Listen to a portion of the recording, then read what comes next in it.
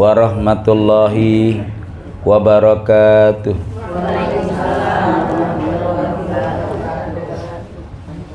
Innal hamdalillah nahmaduhu wa nasta'inuhu wa nastaghfiruh wa na'udzu billahi min sururi anfusina wa sayyiati a'malina may yahdihillahu fala mudhillalah wa may yudlil fala hadiyalah.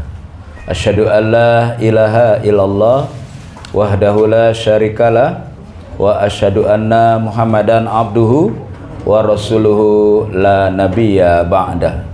Allahumma sholli wa sallim wa barik ala abdika wa rasulika Muhammad sallallahu alaihi wasallam wa ala alihi wa ashabihi wa man tabi'ahu wa wala la haula wa la quwata illa billah.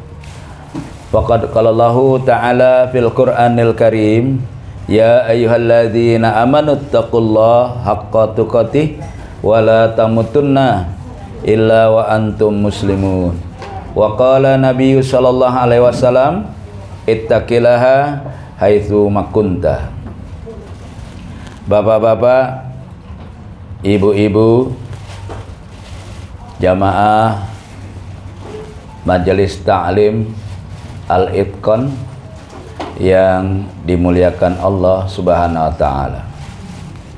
Kembali segala puji dan syukur kita panjatkan kehadirat Allah Subhanahu wa taala atas limpahan rahmat, hidayah dan begitu banyak nikmat-nikmat yang diberikan Allah kepada kita semua, terutama nikmat iman, nikmat Islam, nikmat sehat walafiat, masih hidup sampai sampai tahun 2026. Insyaallah kita bisa berjumpa dengan Ramadan yang tinggal sebulan lagi, insyaallah.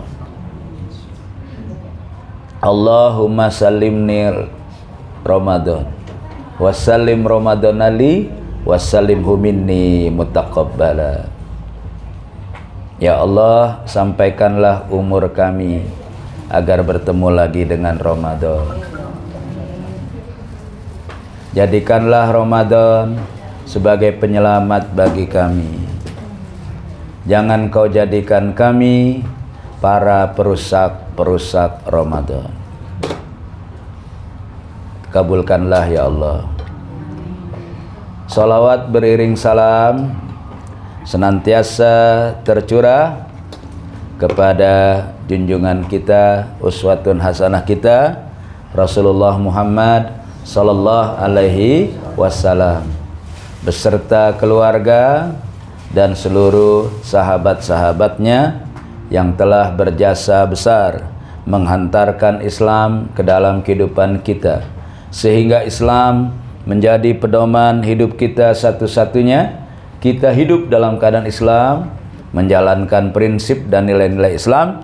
Insya Allah suatu saat kita wafat, menutup mata, menutup usia, kita masih istiqomah, masih konsisten berada di jalan Islam. Wala tamutunna illa wa antum muslimun. Allah berpesan, berwanti-wanti sejak dahulu kala, jangan coba-coba Anda mati, jangan berani-beranian Anda mati kecuali mati dalam keadaan Islam, karena mati selain mati Islam adalah mati sesat dan ditolak oleh Allah Subhanahu wa taala. Naudzubillah, tsumma naudzubillah min dzalik. Judul kita hari ini, 4 cara Allah mengeksekusi atau membinasakan orang-orang yang berbuat zalim. Kita mulai ayatnya, Bu. A'udzubillahi minasyaitonirrajim.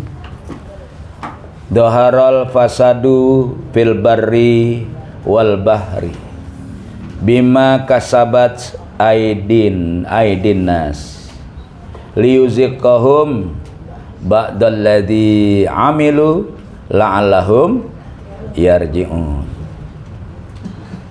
Dhaharal fasadu, telah tampak kerusakan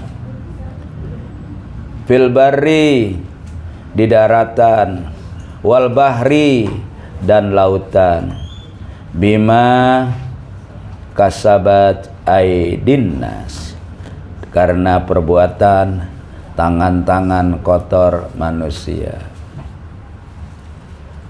Bapak-bapak, ibu-ibu sekalian, orang-orang sudah mulai sepakat sekarang, dari mulai ahli ekologi, ahli ekonomi, ahli politik, ustadz-ustadz, bahwa bencana yang terjadi di Aceh Tamiang, Sumatera Utara sampai Sumatera Barat itu bukan dari Allah saja, tetapi perbuatan tangan-tangan kotor manusia. Bayangin aja, hutan Sumatera itu kabarnya tinggal 47%. Segede begitu, ya kan? Dr. Ridho Rahmadi, Ketua Umum Partai Umat, itu kan dia ahli ekologi juga dia mengatakan kebun sawit di Aceh Tamiang itu 11 kali Yogyakarta gedenya, Bu. Gimana coba itu? 11 kali kota Jogja. Ibu Sarifah udah pernah ke Jogja? Semuanya. Udah pernah ke Jogja kan? Jogja dari mulai Wates sampai Gunung Kidul, Wonosari, Pantai Parangtritis, Samas. Waalaikumsalam warahmatullahi. Ahlan wa sahlan Pak Zulhas yang banggul beras, bukan ya? Pak Zul, ya kan, Pak Zul, ini bukan, ini Zul Soleh ini. Baik, ibu-ibu, bapak-bapak sekalian. Jadi segede begitu itu Yogyakarta sama dengan kebun sawit. Sebetulnya dari zaman Pak Harto udah banyak, Bu. Sekarang udah makin gila gitu. Jadi silahkanlah bikin kebun sawit, tapi jangan ugal-ugalan. Kalau kata orang Betawi, kire-kire dong. Ya, katanya itu namanya apa namanya tuh, deforestasi. Ya kan, ada yang marah-marah tuh. Kan sawit pohonan juga, ada daunnya juga. Salah. Ya kan? Salah. Kalau sawit itu teratur. Kalau pohon-pohon hutan itu Allah yang rancang. Ada yang tinggi, ada yang gemuk, ada yang rindang, ada segala macam. Sehingga kalau panas dia bisa meredam panas, kalau hujan dia bisa meredam banjir. Sekarang dibikin kayak begitu, giliran panas bukan main, giliran banjir nyelonong aja. Ya kan? Kalau kata Ustazah Sarifah, yang di bawah tuh kelebu. Kelebu. Ya kan? Nih mohon maaf nih, ibu-ibu, rasakan deh penderitaan. Kita nih ruangan kita kebocoran nih. Kita ambil panci, kita ambil baskom, kita ambil banyak tuh. Ya kan? Itu aja udah repot, apalagi air udah mulai masuk sebetis. Aduh, udah repot. Air mandi sama air WC bareng, Bu.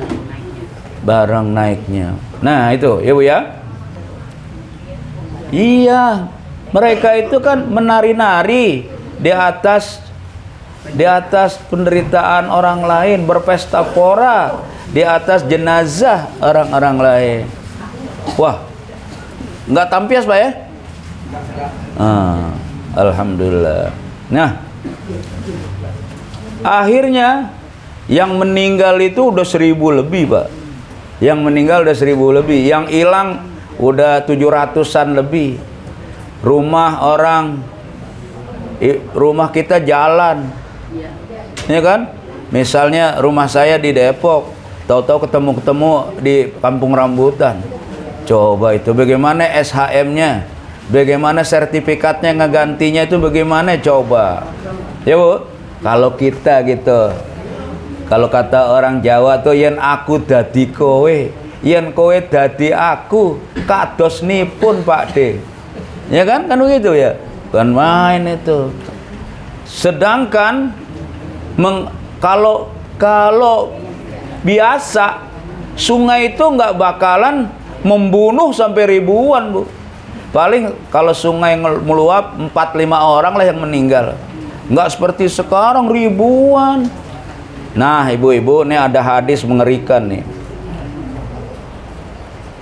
Nabi Muhammad SAW bersabda dari Al-Bara bin Azib radhiyallahu anhu, la zawalud dunya ahwanu alallahi min qatli mu'mini bi ghairi haq. Hilangnya dunia, ya Bu, hilangnya dunia atau hancur leburnya dunia sama Allah dianggap ringan, lebih ringan. Alallahi min qatli mu'minin bi ghairi haq, daripada terbunuhnya atau matinya orang mukmin tanpa hak. Hadisnya Nasa'i, Turmuzi, tanpa hak. Kenapa mukminin itu berharga nyawanya? Di dadanya itu adalah la ilaha illallah Muhammad Rasulullah. Ini adalah paspor menuju sorga Bu, la ilaha illallah Muhammad Rasulullah. Saya udah pernah cerita Mbah Darno tuh di pengajian Yayasan Merbabu Merapi atau Merapi Merbabu di Jawa. Bulan puasa dia masuk ke sekitar masjid dan majelis taklim. Dia Katolik murni, umurnya 72. Ya. Selesai orang taraweh, kira-kira jam 12 malam dia datang. Ustadz, boleh nggak saya masuk Islam? Oh boleh banget Mbah. Masuk Islam. Asyhadu alla ilaha illallah wa asyhadu anna Muhammadar Rasulullah. Mbah sekarang dosa-dosa kekafirannya, kejahiliannya udah hapus. Oh ya alhamdulillah. Jadi sekarang amal saya apaan? Sholat tarawih udah selesai, ya kan? Isya udah selesai. Ini aja ntar Mbah. Sholat apa Mbah nih makan sahur dengan niat berpuasa Ramadan besok. Setelah itu kita sholat subuh ya Mbah ya. Ya sekarang tidur. Nanti jam 3 Mbah saya bangunin, kata Ustadz di sana. Mbah Darno bangun, makan sahur. Biasa makan sahur ya Bu. Sekarang apalagi? Ya dengerin orang-orang ceramah aja tuh sampai subuh.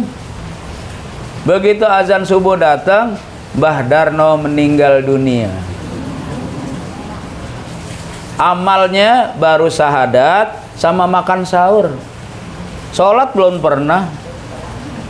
Niatnya udah ada, ntar habis sahur kan azan subuh. Tapi belum nyampe tuh. Nah ini makanya ibu-ibu ya, salah satu kekurangan orang Islam tulul amal, berpanjang-panjang khayalan.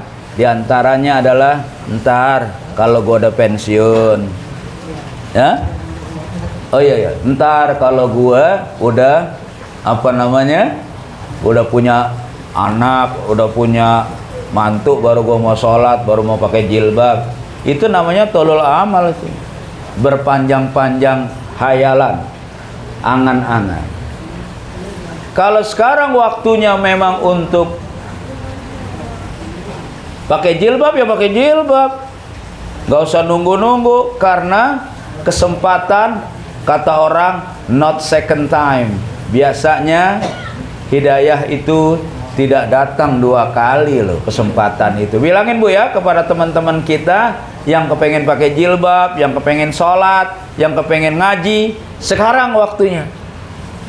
Jadi hilangnya dunia lebih ringan bagi Allah daripada terbunuhnya seorang muslim seorang mukmin tanpa hak.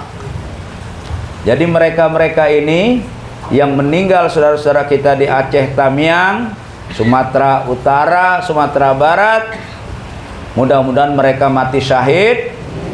Mudah-mudahan seluruh dosa-dosa mereka diampuni oleh Allah Subhanahu wa taala kalau mereka ikhlas. Ada kisah dari Sibolga, Bu. Di Sibolga ada rumah tangga kecil. Maghrib datang. Bang, sudah maghrib. Sholatlah dulu, Bang. Oh iya, Dek. Pergi dia sholat ke musola.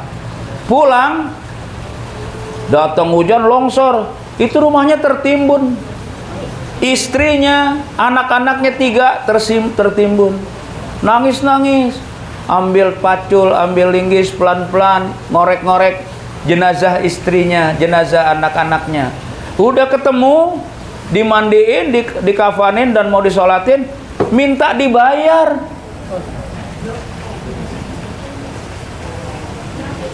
Apa enggak sedeng itu? Ini minta dibayar sama tukang mandiin. Maka alhamdulillah, Bu, saya ini punya kelompok pemulia jenazah. Saya ini itu supir ambulannya yang saya bawa nih. Jadi kalau bapak-bapak ntar meninggal, telepon saya. Ya kalau udah meninggal nggak bisa telepon kan? Apa namanya? Anaknya ya?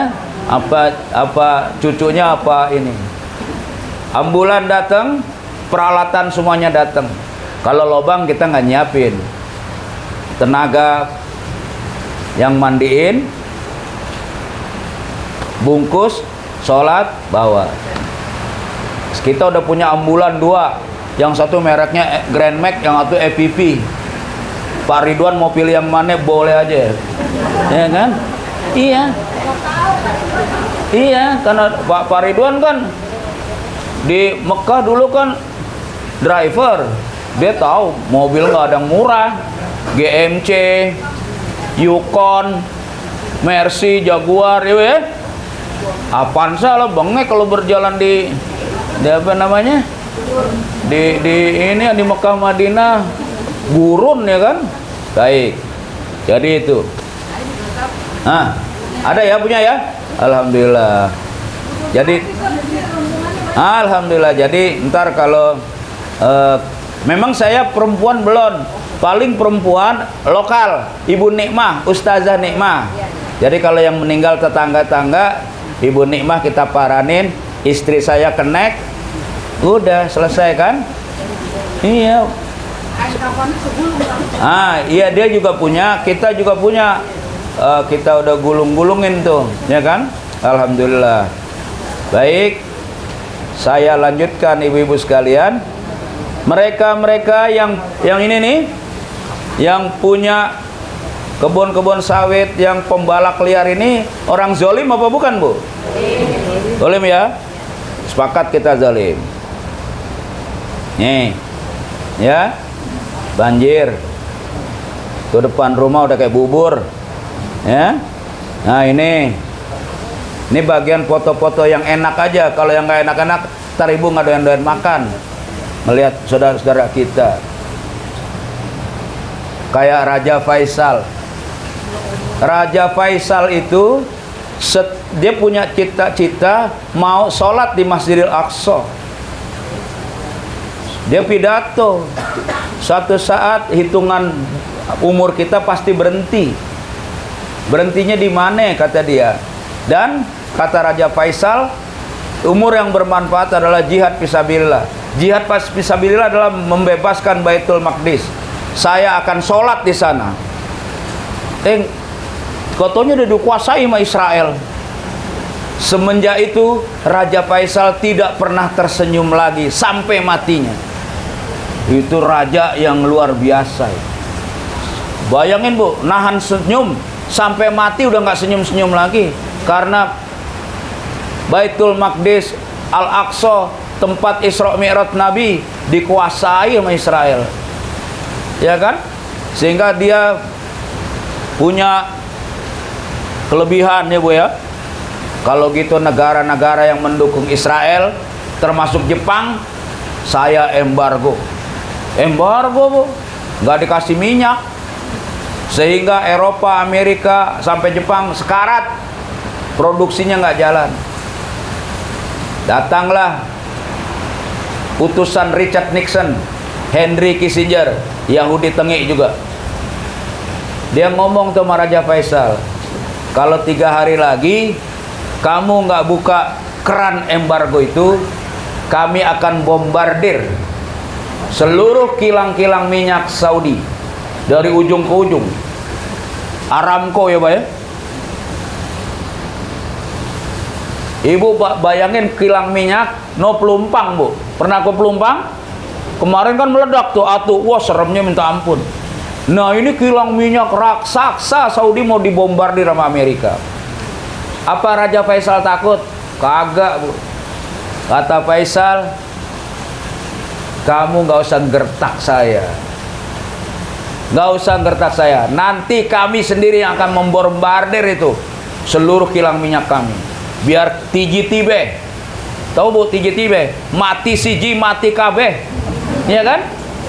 Itu yang jalanin tuh bukan Pak Harto, tapi yang jalanin Pak Raja Faisal. Sama dia, apa kata dia? Kami orang gurun, kami bisa hidup dari beberapa butir korma satu hari dan minum susu onta. Kilang-kilang minyak ini kagak perlu kita. Hebat gak Bu? Nah makanya Amerika datang, CIA nyewa itu bocah ponakannya, kirain dia mau cium tangan, pas mau cium tangan ngeluarin revolver tuh Bu. Ini nggak mati syahid itu Raja Faisal. Saya bersaksi dia tuh mati syahid. Tahu nggak Bu sebelum itu? Sebelum itu Jepang itu udah kelabakan. Suzuki, Yamaha, Sharp, Honda, apalagi Pak? Hitachi udah gulung tikar karena nggak ada minyaknya. Pabrik banyak tapi nggak ada minyaknya. Tahu nggak orang Jepang waktu itu Keiichi Mizawa perdana menterinya mengutus Nakajima datang ke Pak Nasir. Datang ke Pak Nasir. Pak Nasir kan omongannya dipercaya benar sama Raja Faisal. Pak Nasir, saya ini Nakajima, utusan Keiichi Mizawa, Perdana Menteri Jepang. Kami di embargo, udah ngap-ngapan. Kira-kira 2-3 hari lagi kami mati bareng. Tolong deh Pak Nasir, bujuklah Raja Faisal supaya dia membuka embargonya lagi. Bawa kertas nggak lo? Kata Pak Nasir kan? Bawa. Pulpen. Kalau nggak salah Pak Nasirnya dalam tahanan loh Pak. Iya ya? Bayangin tuh orang tuh.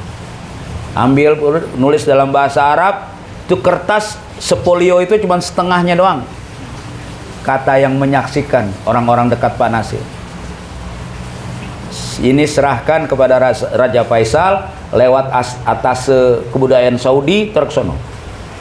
Dibaca sama Raja Faisal 2-3 hari kemudian embargonya kelar tuh. Tetapi lewat Pertamina. Saya kagak tahu tuh apa dikorup apa kagak gitu kan. Kita nggak tahu. Nah itu terus ngocor tuh minyak ke Jepang lagi. Jepang berbahagia. Jadi Pak Nasir itu ditawarin mau jadi komisaris Sharp, mau jadi komisaris Yamaha, mau jadi komisaris, bahkan mau jadi komisaris BUMN Jepang. Pak Nasir mau nggak Bu? Kagak mau. Kagak mau. Anak-anaknya pun dilarang, kamu nggak usah. Usaha sendiri. Itu Pak Nasir. Sampai matinya Pak Nasir tuh nggak punya rumah pribadi Bu. Sampai matinya. Itu rumah Penogoro tuh rumah dinas. Padahal dia perdana menteri. Perdana menteri. Kalau sekarang kan ada menteri-menteri yang duitnya ratusan miliar, bahkan triliun, ya kan? Bahkan ada bekas gubernur ngasih ani-aninya aja jam Patek Philips 1,1 miliar. Jam tangan begini 1,1 miliar. Yang make tuh ani-ani. Dulu kan ani-ani potong padi Bu. Ya kan? Ani-ani itu istilah perempuan simpanan yang kerjanya panen di sugar daddy namanya. Sugar daddy itu laki-laki umur 50-an yang udah kaya raya, dia potong, nggak ngalamin susah. Itu namanya aneh-aneh. Kalau mudaan dikit cabe-cabean. Kan gitu tuh. Itu. Ini mohon maaf nih. Itu kalau orang-orang dulu coba itu kayak Pak Nasir. Begitu selesai jadi Perdana Menteri, dia berdua supirnya nganterin mobil yang buat dinas. Udah sampai ke negara, itu dia pulang pakai sepeda ontel diboncengin sama supirnya tuh. Ya, kok Pak mobil pulangin Pak? Saya udah nggak jadi Perdana Menteri lagi, saya pulangin. Kalau sekarang kekepin sampai mati, ya kan? Loh, mobil orang aja kita ambil. Nah ini bapak-bapak dan itulah Pak Nasir.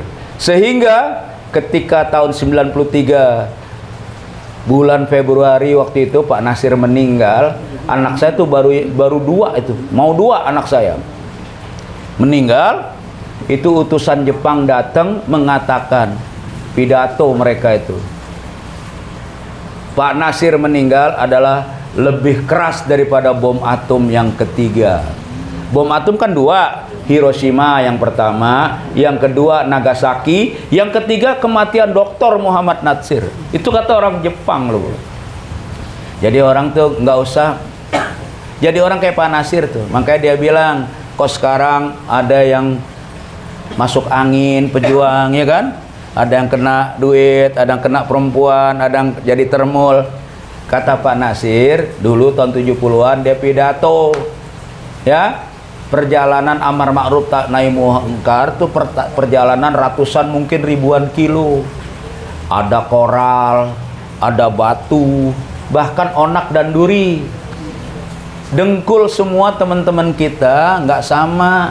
Ada yang baru 5 km berhenti, keluar dari perjuangan. Ada yang 10 km berhenti, keluar dari perjuangan. Jangan diejek, jangan dihina. Memang dia mampunya sampai situ. Ada yang udah 100 km berhenti. Ada yang udah di puncaknya diundang ke Solo. Kan repot tuh kan. Nih mohon maaf, jangan diejek, jangan dihina. Itu kata Pak Nasir. Pak Nasir tuh nggak pernah mengeluarkan kata-kata kotor kepada yang memenjarakan dia. Ini kata Pak Ridwan Saidi. Nggak pernah dia di penjara nih. Kalau kita kan sompret nih, gua di penjara. Dia nggak pernah tuh. Ngomong halus aja itu. Susah emang orang alahan panjang dia itu. Baik, kezaliman adalah salah satu dosa besar yang paling dibenci oleh Allah. Allah menegaskan bahwa dia tidak akan membiarkan kezaliman tanpa balasan. Meskipun terkadang hukuman itu tidak datang seketika. Orang-orang yang beriman seringkali bertanya-tanya, mengapa orang zalim tenang-tenang aja, sementara yang dizalimi terus sengsara, terus menderita. Padahal Allah telah menetapkan sunnahnya, telah menetapkan keputusannya, telah menetapkan eksekusinya, yang pasti bahwa setiap kezaliman pasti akan dibalas. Dan setiap pelaku kezaliman akan menemui kehancurannya dengan cara yang telah Allah tentukan. Kezaliman, kita sepakat Bu ya, dosa besar ya. Zalim itu lawannya adil. Kalau adil meletakkan sesuatu pada tempatnya. Kalau zalim tidak menempatkan sesuatu tidak pada tempatnya. Misalnya hujan, apa namanya, sepatu. Kan sepatu kalau walaupun beli yang harganya 50 juta kita taruh di kaki Bu. Kopiah harganya 50.000 kita taruh di kepala. Ini mumpung hujan begini nih, wah sayang nih beli 50 juta. Kopiah gocap ini, beli dua, kaki kanan atau kaki kiri atau. Lewat tuh di dekat Gang Nangka situ ya kan. Peci beli ada di kepala. Ini kopiah kayak saya begini nih. Ini kopiah dikasih sama almarhum Pak Raharjo ini, maka saya pakai mulu biar dia mengalir amalnya. Jadi kita taruh di kaki, ya kan, lewat tuh. Ibu-ibu yang lagi ngobrol-ngobrol tuh, insya Allah berhenti Bu, ngeliatin kita itu. Omongan alusnya bagaimana ya Bu? Tuh Ustadz udah lama begitu, ya kan begitu kan? Itu omongan alus. Kalau omongan yang lebih kasarnya lagi kita nggak berani ngomong. Artinya itulah orang zolim itu sebetulnya orang gila. Ya Bu ya, dia enak aja nenggelemin orang, merasa nggak bersalah dia. Ini kan resiko, ini wah segala macam dah. Nah, Bu Ibu, cara Allah yang pertama adalah al-imhal wal imla. Mereka diberi tenggang waktu. Mereka diberi tenggang waktu. Allah berfirman, wa umli lahum inna kaidi matin. Aku memberi mereka kelonggaran. Sesungguhnya rencanaku amat kuat. Allah tidak langsung menghukum orang zalim. Ia memberi waktu agar mereka bisa berbuat sesuka hati, seolah-olah bebas. Tapi semua itu adalah bagian dari rencana Allah yang kuat dan pasti mengenai mereka di waktu yang tepat. Allah menunda azab agar mereka bertambah dosa, Bu. Iya. Dan akhirnya tertimpa hukuman dengan sempurna. Ini bukan berarti Allah lalai, tapi karena innallaha yu'mil wa la yuhmil. Allah memberi waktu namun tidak membiarkan. Sumbernya dari tafsir Ibnu Katsir. Jadi ini yang pertama ini. Wa umli lahum inna kaidi matin. Allah memberikan kelonggaran, kasih waktu. Ya. Yang kedua, mau dicatat Bu ya? Ya silakan. Saya minum teh dulu Bu ya. Bismillah. Ustazah, jazakallah ya. Hah? Baik. Selanjutnya ibu-ibu. Yang kedua, al-istidraj. Ini cara Allah mengeksekusi orang zalim yang kedua. Istidraj. Mereka ditarik perlahan-lahan ke arah kebinasaan. Ayatnya ini Bu.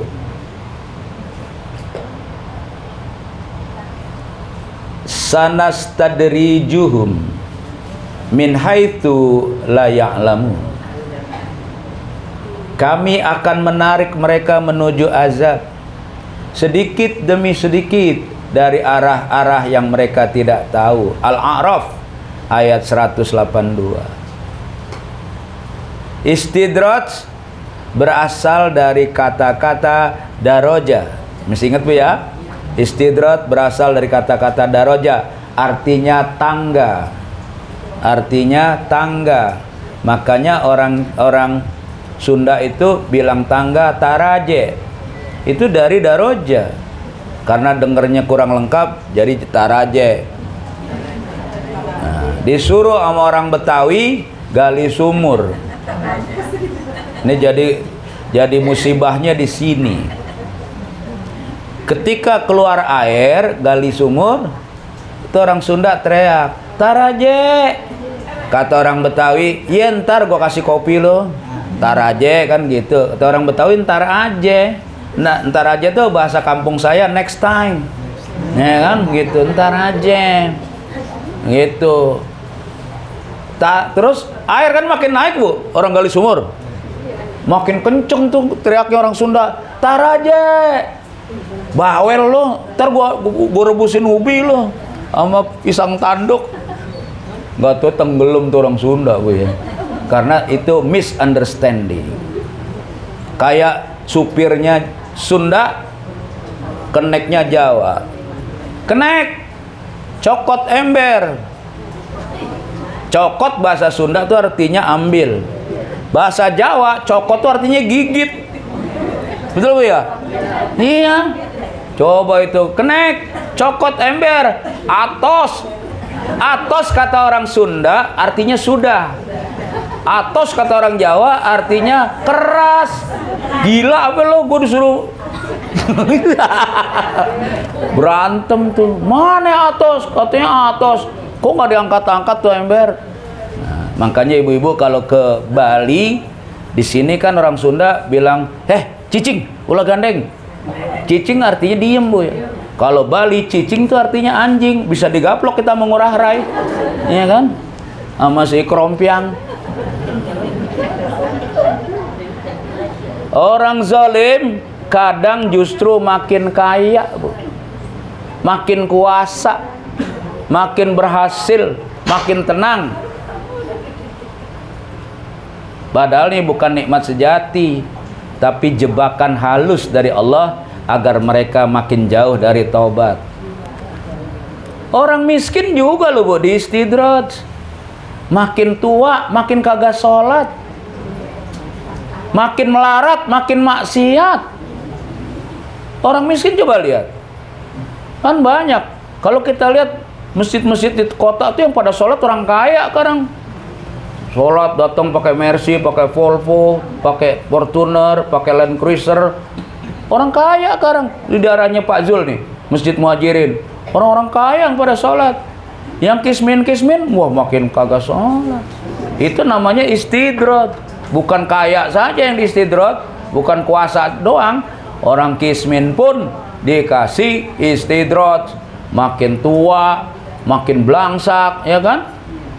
Makin tidak mau sholat, tidak puasa, ya kan? Kalau ibu-ibu, bapak-bapak kan besok nih puasa nih. Marhaban ya Ramadan, wah semangat.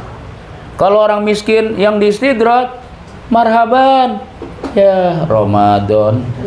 Ya apa namanya lain, walaupun redaksinya sama, tapi nadanya turun, Pak.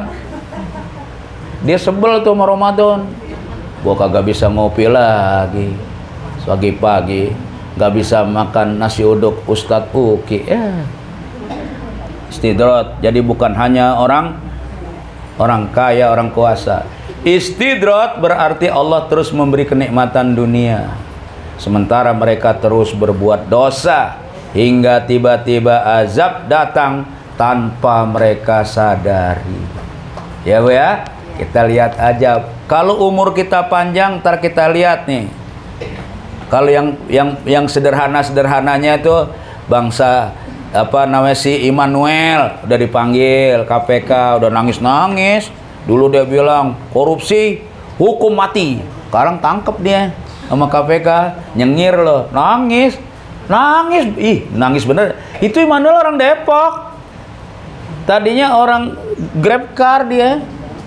Ya kan, iseng-iseng jadi apa namanya, jadi anggota DPR kan, jadi termul, duitnya banyak sekarang. Nah, enak dia sekarang OTT ya, tertangkap tangan. Kalau nggak OTB, tertangkap basah. Nah, ya kan, dia lagi mandi ditangkap tuh, OTB namanya, tertangkap basah. Ya kan? Bayangin itu. Iya. Terus ada lagi tuh si Yakut. Udah sekarang dikit-dikit itu. Masya Allah. Berapa tuh dosanya dia itu, zolimnya dia itu. Berapa orang haji yang ngumpulin dari seperak, 2 perak, bisa dia tunda itu gara-gara triliun-triliunan tuh.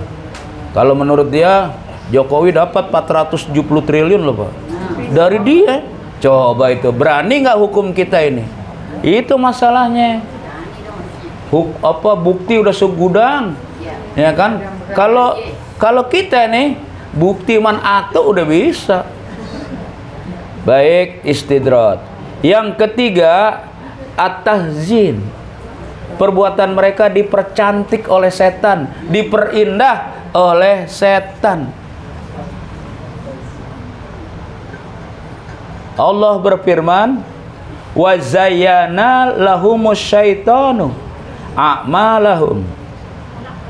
Setan menjadikan perbuatan mereka tanpa indah. Iya kan? Tanpa indah. Begitu, Masya Allah. Di fase ini pelaku zalim merasa benar. Ada payung hukumnya. Ya kan? Mereka menikmati kezalimannya dan bahkan membenarkannya. Hati mereka tertutup oleh hawa nafsu dan tipu daya setan. Kalau lebih meluas nih, mohon maaf, kalau kata pamannya Fadlizon, yaitu Taufik Ismail, kan ada ruang publik, ada ruang privasi, Bu. Betul ya? Kalau kita mandi, buka baju di ruang publik apa di ruang privasi, Bu? Kalau kita mandi di situ, ntar kita dipanggilin sama Ustazah Syarifah, petugas untuk dibawa ke Garogol, iya kan? Karena kita udah nggak normal nih, iya kan? Kita dipanggilin sama Ustazah Syarifah untuk, nah itu tadi tuh ODGJ, ya kan? Orang dalam gejala apa namanya, gangguan jiwa. Iya, itu karena dia membuka auratnya di ruang publik, di ruang publik. Kalau kita buka baju di ruang privasi, nggak masalah. Betul, Bu ya? Nah ini, sekarang orang buka baju di ruang publik, wah dibilang Miss Anu, Miss Universe, apalagi tuh, hah? Miss Jeruk Peres. Itu dipercantik namanya sama setan. Wa zayyana lahumus syaiton. Ya kan, Bu? Nggak ada orang nggak malu sekarang. Nggak malu, nggak malu. Itu ada ngaku nih, gue kan itu, nih anak lo nih tes DNA, Ibu ya, kan begitu sekarang itu DNA. Gara-gara setorannya kurang, buat perawatan mukanya 250 juta loh, Pak. Itu bisa bikin rumah loh itu. Ya Allah, ya rumah orang-orang susah lah, 250 juta kan udah gede rumah. Iya kan? Dulu rumah Perumnas harganya 1,5 juta, cicilannya 10.000 perak. Dulu tahun 80, Bu. Kalau sekarang ya kalau belum dibangun 500 juta sekarang kalau dijual. Kalau dijual 1 miliar, yang jual banyak, yang beli kagak ada. Ibu-ibu dan bapak-bapak sekalian, itu namanya diperindah sama setan. Nah, mulai itu saya yang kesian tuh ibunya mantan gubernur Jawa Barat. Yang kesian, dia kan lumpuh, bawa itu pakai kursi roda ngelihat Masjid Al Jabar. Oh, ini buatan anak saya. Dia nggak taunya, oh, gundik-gundiknya pada keluar. Dia mau nangis cara Cina apa cara Belanda tuh, nangisnya ya kan ada. Nah, bagaimana tuh kecewanya tuh ibunya tuh. Iya kan, tadinya wah Al Jabar anak aing kan begitu, anak aing. Begitu ngelihat yang lain-lain, astagfirullah. Tapi ya setan menganggap biasa-biasa aja tuh, indah-indah aja. Kalau udah nggak malu, kata Rasulullah, ya silahkanlah kamu jungkir balik di dunia ini. Iman wal haya makrunan, kata Rasulullah. Iman dengan malu tuh dua anak kembar loh, Bu. Kalau yang satu udah mati, yang satu tinggal tunggu waktunya, catat tanggal mainnya. Setan menghiasi dosa hingga pelaku merasa bangga melakukannya, padahal itu menuju kehancuran. Orang telanjang sekarang bukan di kamar mandi, tapi di ruang publik. Di namanya apa namanya, Pak? State apa tuh? Wow. Ya di atas panggung tuh lenggok-lenggok kan? Itu dia nggak malu dong. Iya kan? Bahkan orang yang korupsi juga kagak malu konferensi pers, dadah-dadahan. Ya? Dadah-dadahan. Tapi coba ini WTS yang ketangkep di apa namanya di kota. WTS yang ditangkap kota bagaimana, Bu? Dadah-dadahan nggak? Kagak. Mukanya ditutup koran, mukanya ditutup tas, mukanya ditutup macam-macam, sampai ditutup sama rambutnya sendiri. Kenapa? Masih punya malu dia. Lebih hebat WTS itu daripada bajingan-bajingan yang hari ini ngerampok duit rakyat itu. Nggak malu. Karena setan telah menghiasi perbuatan mereka itu dengan Ya, dengan perbuatan yang dianggap indah lah. Yang terakhir al-akhzu, dihukum secara tiba-tiba, sudden death. Tiba-tiba.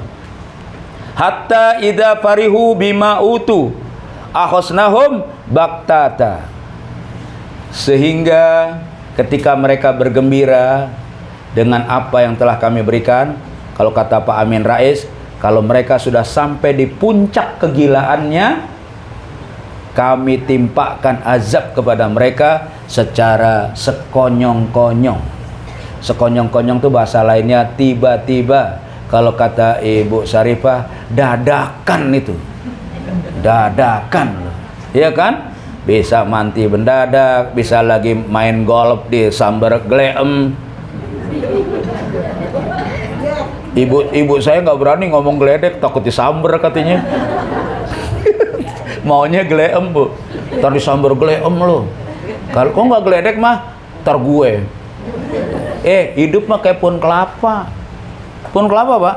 Itu kan kalau ada geledek hujan begini, ada yang lari nggak pohon kelapa, Bu? Ngumpet di rumahnya Ustazah Syarifah, kagak ada. Pohon kelapa itu kan luar biasa tuh. Dia punya akidah yang hebat. Kalau bukan giliran saya, itu geledek nggak nyamber ke saya. Itu nggak ada yang ngumpet tuh. Kalau kita kan ngumpet kita, ya kan? Ya kan? Harusnya kita berdoa, Allahumma saiban nafi'an. Nggak dikesamber deh. Nggak disamber, insya Allah. Kalau belum waktunya, ya kan? Kalau udah waktunya, biar doanya, ya kan? Tapi doanya kan jadi pahala, Bu ya. Allahumma saiban nafi'annya kan jadi pahala. Ya, Pak. Kalau masalah kesamber ya urusan Allah itu. Seperti rezeki juga, Imam Hasan Basri bilang, ini kan tabi'in beneran nih. Dia mengatakan, engkau tidak tahu di mana rezekimu berada, alamatnya. Tapi rezekimu tahu di mana alamatmu berada. Itu begitu, Pak. Orang dulu tuh begitu tuh. Kita kan seolah-olah rezeki adanya di kantor, seolah-olah adanya di pabrik, seolah-olah adanya di sawah. Padahal kita lupa, rezeki itu dari Allah. Saya udah membuktikan tuh, ada orang di Tebet waktu itu tahun 81, teman saya jualan Accord, Pak. Accord kan tahun 81 mobil keren, jual. Pak Ahmad tahu nggak rumahnya Pak Ridwan? Oh tahu. Terus Pak ke kanan, ntar ketemu Pak Ridwan di situ. Itu Pak Ridwan yang mau beli Accord ini tahun 81. Udah selesai Pak Ridwan bayar, itu Pak Ahmad lagi diem-diem aja, kita kasih 1 juta. Kaget dia, 1 juta tahun 81, Bu. Bisa ngawinin bocah 3 hari 3 malam tahun 81. Padahal kerja kagak apa kagak tuh orang kan, dagang kagak apa kagak. Itu rezeki. Menunjukin doang rumahnya Pak Ridwan itu tuh, lurus, ntar ke kanan, Pak. Ntar kalau misalnya kagok, tanya lagi sama orang situ. Ya karena teman saya namanya Pak Dudi Ruhiat, manajer Eveready waktu itu. Udah, dia mau tukar mobil, itu Honda Accord-nya mau dijual Pak Ridwan. Dia bengang-bengong doang, lagi duduk-duduk di terasnya, santai, sore-sore. Apa bukan senja kelabu itu? Iya kan? Itu rezeki, Bu. Senja ceria. Ketika orang zalim merasa paling aman dan puas dengan hidupnya, justru di saat itulah Allah menimpakan hukumannya tanpa peringatan lagi, tanpa ada tanda-tanda, tanpa ada gejala, tanpa ada fenomena bahwa azab Allah datang tiba-tiba, ya, tanpa sempat tobat, tanpa sempat memperbaiki diri. Nah loh, terus mati mau ngapain coba kita itu? Nah, bapak-bapak dan ibu-ibu sekalian yang mulia, ternyata Allah juga mengingatkan kepada kita, kalau nggak ada yang begini, dia kejar lagi, Bu. Kejarnya adalah ini, Bu, ibu sekalian, kehancuran orang zalim itu bukanlah semata-mata urusan waktu, tapi urusan kepastian. Allah mungkin memberi mereka kelonggaran, tapi bukan berarti dia lalai. Wala tahsabanallaha ghafilan amma ya'malul zalimun. Innama yuakhiruhum liyaumin tashkhasu fihil absar. Dan janganlah sekali kamu mengira bahwa Allah lalai dari apa yang diperbuat oleh orang-orang zalim itu. Sesungguhnya dia menangguhkan mereka sampai pada waktu mata mereka terbelalak. Nah, surat Ibrahim ayat 42. Di antaranya ini adalah Bu ya, cara Allah mencabut nyawa orang zalim.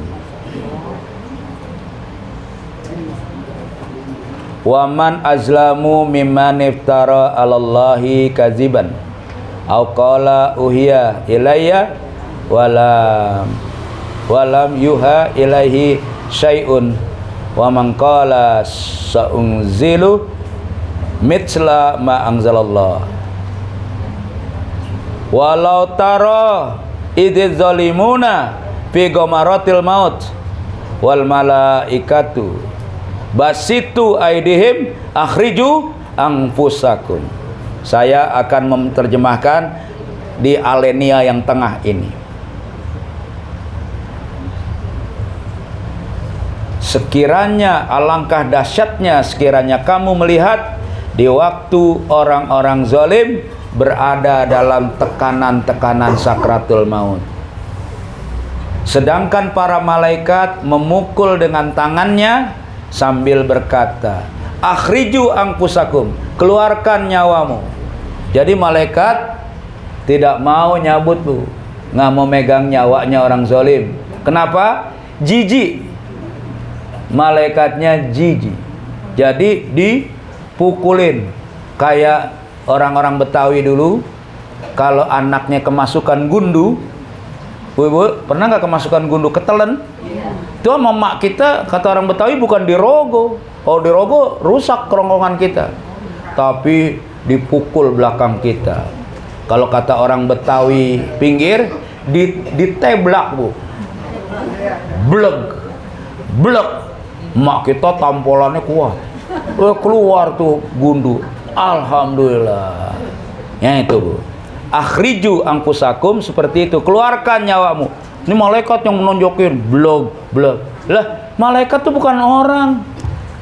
Pukulan terbesar, terkeras di dunia itu Mike Tyson Bu, petinju juara kelas berat. Nggak ada tandingannya tuh, pukulannya terkeras.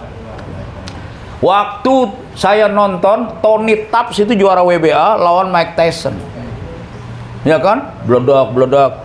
Pas ronde keempat ditonjok sama Mike Tyson, itu orangnya melintir Bu, baru jatuh, melintir baru jatuh. Selesai pertandingan, wartawan tanya, how do you feel about the punch of Mr. Mike Tyson? Bagaimana perasaan lo ketika ditonjok sama Mike Tyson? Tony Tapp menjawab, kayak ditabrak truk gandeng. Kayak apa itu Bu? Itu Mike Tyson itu. Ini malaikat. Makanya kita sering lihat orang zalim matinya melotot. Sakit. Kata Rasulullah, sakratul maut itu yang paling ringan itu kan, itu kayak kambing dikulitin Bu ya, dalam keadaan hidup. Ikan digoreng dalam keadaan hidup itu. Tapi ibu-ibu dan bapak-bapak sekalian, saya rasa lemah lembutlah malaikat mencabutnya. Iya kan? Orang bertakwa itu kan seperti mengangkat benang sutra dari tepung. Tetapi kalau orang durjana mengangkat kain sutra dari tumpukan duri. Gimana itu kelojotan? Nah, ya Bu ya. Dan ini kita lihat lagi bagaimana orang kafir dicabut nyawanya. Kalau tadi kan orang zalim, sekarang orang kafir. Biar kita tahu sekalian. Walau taro is yatawaffal ladina kafaru al malaikatu yadribuna wujuhahum wa adbarahum wa dzukku adzabal hariq. Kalau kamu melihat ketika malaikat mencabut jiwa, nyawanya orang-orang kafir, seraya memukul muka dan belakang mereka, dari depan dihajar, dari belakang dihajar, dan berkata malaikat-malaikat itu, rasakanlah olehmu siksa neraka yang membakar, tentulah kamu akan merasa ngeri. Al-Anfal ayat 50. Gebugin, ya kan? Gebugin juga. Jadi kita nih, Ronald Reagan tuh digebugin, Jimmy Carter tuh digebugin, ya. Indonesia ini juga banyak nih kan digebugin, kita nggak tahu aja, ya. Masya Allah, hati-hati nih. Nah, bagaimana orang-orang beriman dicabut nyawanya?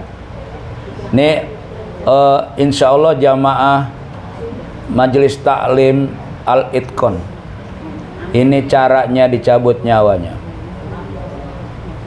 Cara Allah mencabut nyawa orang beriman. Alladzina tatawaffahumul malaikatu thayyibin, yaitu orang yang diwafatkan dalam keadaan baik, dalam keadaan terhormat. Yaquluna salamun alaikum, malaikat itu berkata, mengucapkan salam ya Pak, assalamualaikum Pak Zul. Malaikat tuh Pak, assalamualaikum Pak Yamta, assalamualaikum Pak Ridwan. Enak, mau ngapain? Waalaikumsalam. Allah nyuruh saya mencabut nyawa Pak Ridwan, karena Pak Ridwan sekarang udah masuk golongan putih, udah meninggalkan golongan hitam. Artinya jenggot dan rambutnya udah pada putih. Itu kan golongan putih. Cabut. Hidup juga udah sepi. Kalau kita umur udah 60 ke atas, teman kita makin berkurang Pak.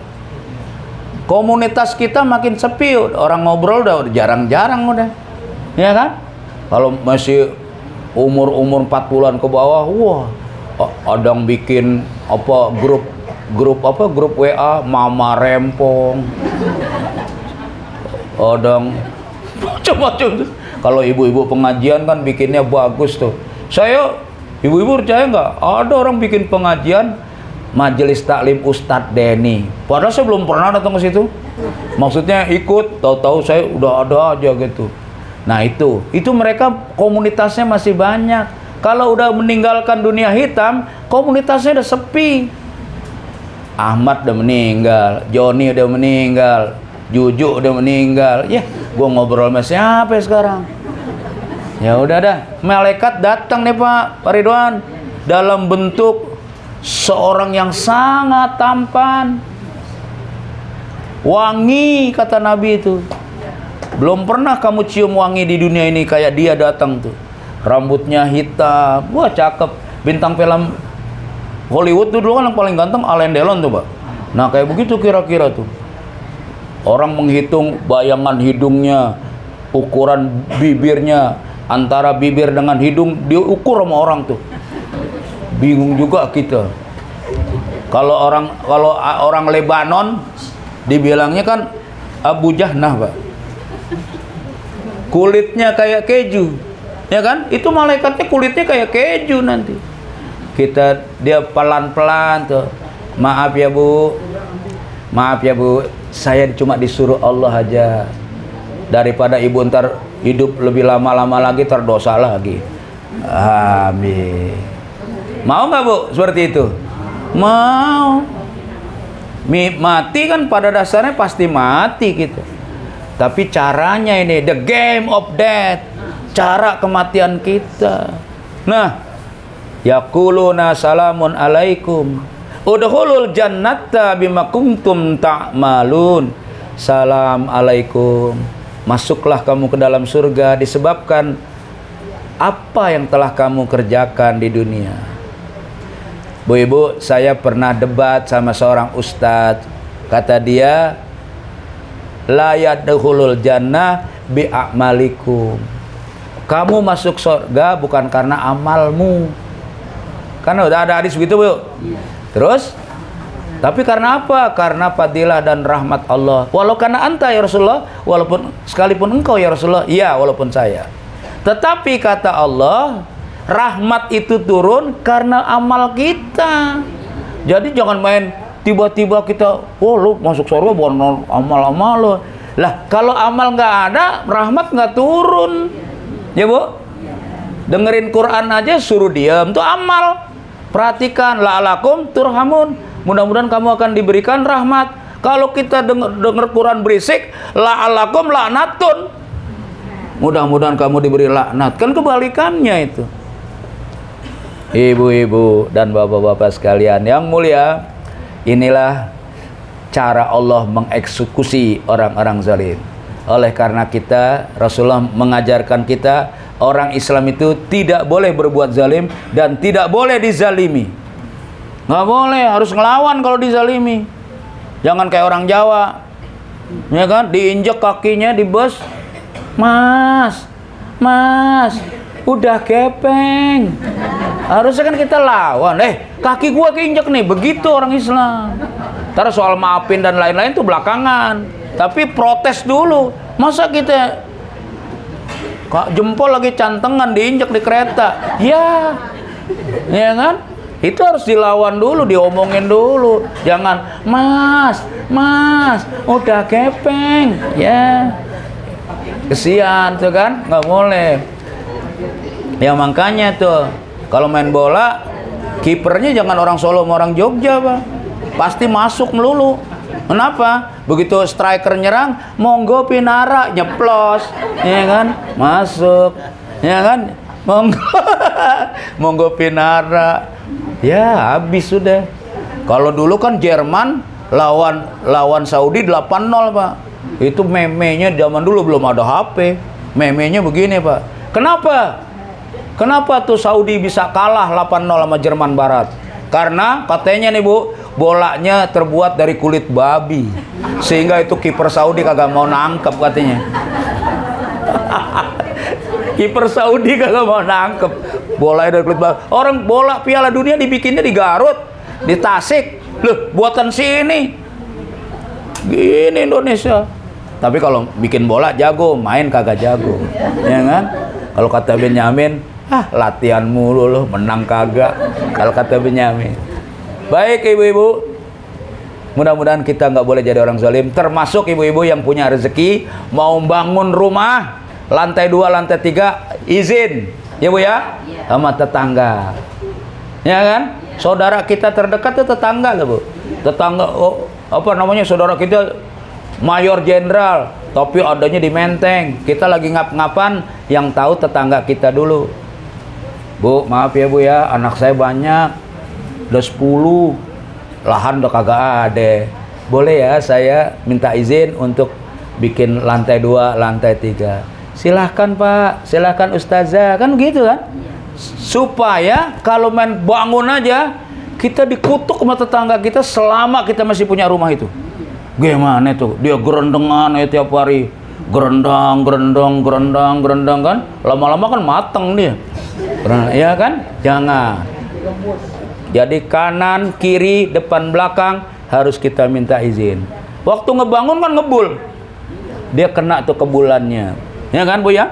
Nah, jadi itu macam-macam lah. Jangan zalim, jangan curang, jangan culas, jangan wailul lil mutaffifin. Jangan giliran nimbang kita maunya ngurangin, giliran beli kita maunya ditambahin.